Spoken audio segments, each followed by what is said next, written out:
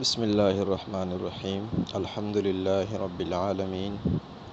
والعاقبۃ للمتقین والصلاة والسلام علی سید الانبیاء والمرسلین۔ تربیتی اولاد کورس کے سلسلے میں آج سبق نمبر 3 کے ساتھ آپ کی خدمت میں حاضر ہیں۔ آج کے سبق میں بھی ہم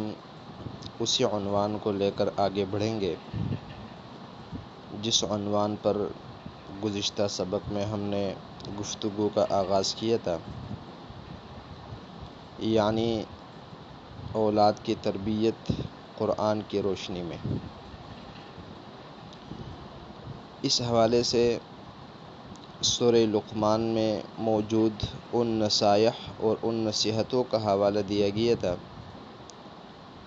جو حضرت لقمان حکیم رحمۃ اللہ علیہ نے اپنے صاحبزادے سے فرمائی ہے۔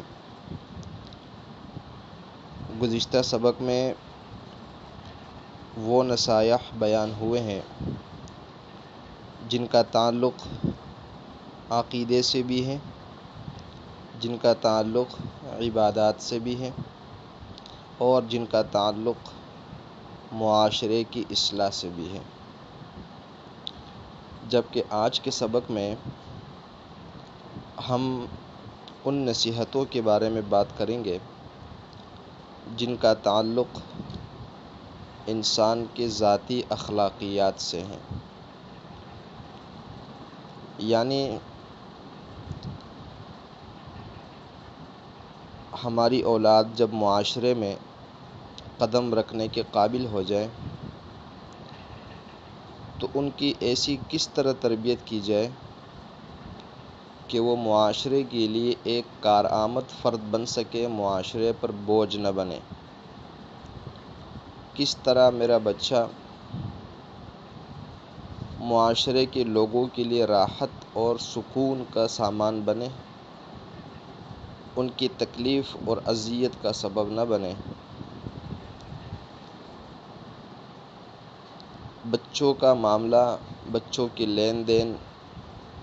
بچوں کا رویہ وہ معاشرے کے افراد کے ساتھ کس طرح ہونا چاہیے،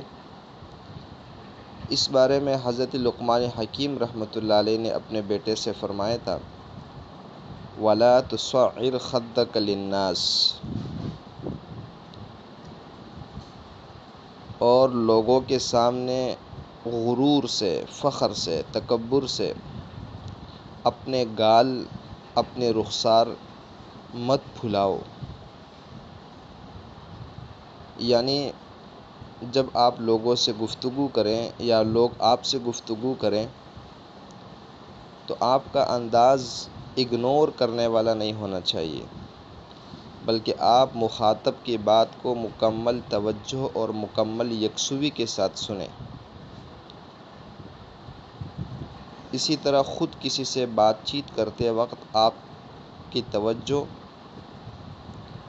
مکمل طور پر اپنے مخاطب کی طرف ہونی چاہیے۔ بعض لوگ ایسے ہوتے ہیں کہ جب آپ ان سے بات کریں تو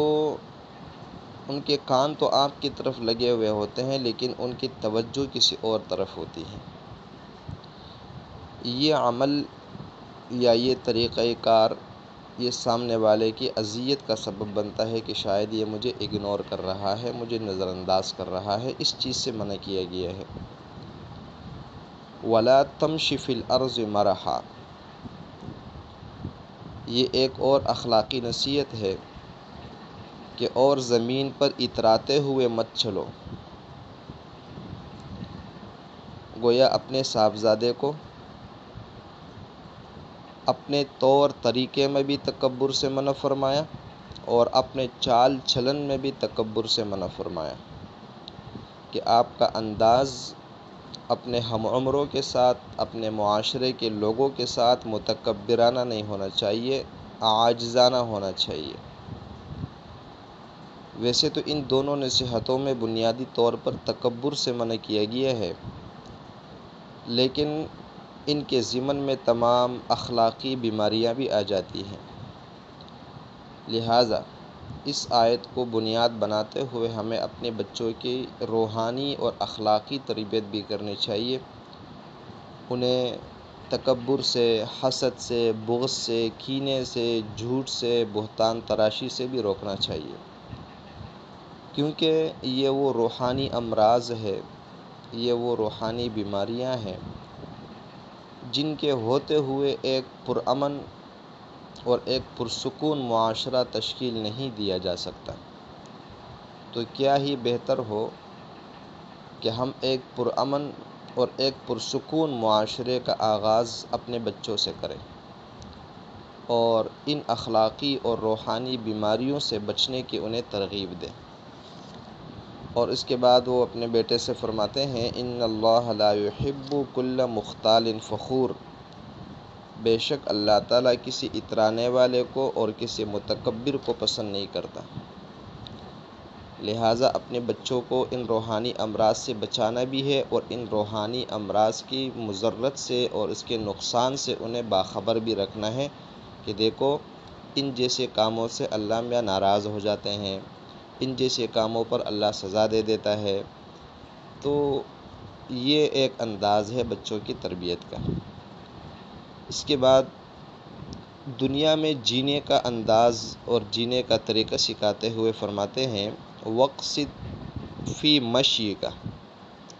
اور اپنی چال میں میانہ روی اور اعتدال اختیار کرو، یعنی انسان کو درمیانی رفتار سے چلنا چاہیے۔ رفتار نہ اتنی تیز ہو کہ انسان بھاگنے کے قریب پہنچ جائے اور نہ اتنی آہستہ ہو کہ سستی میں بندہ داخل ہو جائے۔ یہاں تک کہ نبی کریم صلی اللہ علیہ وسلم نے تو جو شخص باجماعت نماز پڑھنے جا رہا ہو اس کو بھی بھاگنے سے منع فرمایا، وقار اور سکون کے ساتھ چلنے کا حکم دیا ہے۔ تو ہم اپنے بچوں کو یہ سمجھائیں کہ ہم نے چلنا کیسے ہے، ہماری رفتار کیا ہونی چاہیے، ہمارا چال چلن کیا ہونا چاہیے۔ تو یہاں صرف چال چلن میں میانہ روی کا حکم دیا گیا ہے، لیکن اس کے ساتھ ساتھ زندگی کے ہر شعبے میں اور زندگی کے ہر معاملے میں اپنے بچوں کو پلاننگ کرنا سکھائیں اور اپنے بچوں کو منصوبہ بندی کرنا سکھائیں کہ بیٹا کوئی بھی کام کرنے سے پہلے اس کی پلاننگ کیسے کی جاتی ہے، اس کے لیے منصوبہ بندی کیسے کی جاتی ہے، اور جو کام آپ کرنے جا رہے ہیں ان کے نتائج آپ کے ذہن میں ہونے چاہیے کہ اس کام میں نقصان بھی ہو سکتا ہے، اس کام میں فائدہ بھی ہو سکتا ہے۔ دونوں چیزوں کے لیے ذہنی طور پر اپنے بچوں کو تیار کرنا چاہیے۔ لہٰذا بظاہر تو یہاں چال چلن میں میانہ روی کا کہا جا رہا ہے، لیکن در حقیقت زندگی کے ہر معاملے میں انسان کو میانہ روی اختیار کرنی چاہیے۔ ابھی سے اپنے بچوں کو بتایا جائے کہ اپنی انکم اور اپنے اخراجات کے اندر ہم نے توازن کیسے رکھنا ہے،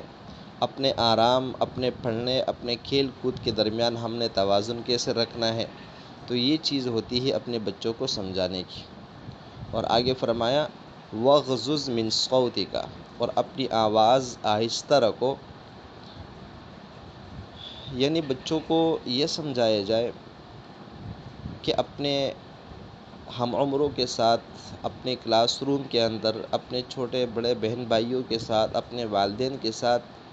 گفتگو کرتے وقت آپ کی آواز کیسی ہونی چاہیے۔ چیخنے سے، چلانے سے، بلند آواز سے بات چیت کرنے سے انہیں منع کرنا چاہیے۔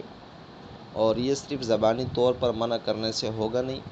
بلکہ گھر کے اندر اگر والدین بھی ایک دوسرے کے ساتھ یا اپنے دوسرے بچوں کے ساتھ چیخ کر بات کرتے ہیں، چلا کر بات کرتے ہیں، تو اس کا اثر جو ہے وہ بچوں کی زندگی پر پڑتا ہے، اور پھر بچے بھی یہی سمجھتے ہیں کہ اگر سامنے والے کو میں نے کوئی بات سمجھانی ہے یا اپنی بات منوانی ہے تو اس کا طریقہ یہ ہے کہ مجھے چیخنا پڑے گا، مجھے چلانا پڑے گا۔ تو چیخنے چلانے سے بھی اپنے بچوں کو روکنے کا کہا جا رہا ہے۔ حضرت لقمان حکیم فرماتے ہیں کہ اپنی آواز آہستہ رکھو۔ اب آواز آہستہ رکھنے سے مراد یہ بھی نہیں ہے کہ انسان اتنا آہستہ بولے کہ سننے والے کو پریشانی ہو، بلکہ مراد یہ ہے کہ جن کو سنانا مقصد ہے ان تک تو آواز وضاحت کے ساتھ پہنچ جائے، لیکن اس سے زیادہ چیخ چیخ کر بولنا اسلامی آداب کے خلاف ہے۔ تو یہ کچھ بنیادی آداب ہے، اور قرآن کریم کی روشنی میں بچوں کی تربیت کس انداز میں ہونی چاہیے، اور قرآنی آیات کی روشنی میں اپنے بچوں کو کون کون سی باتیں سمجھانی چاہیے، یہ ان کا کچھ خلاصہ ہے۔ انشاءاللہ اگلے درس کے اندر ہم بچوں کی تربیت احادیث کی روشنی میں کے عنوان سے گفتگو کریں گے۔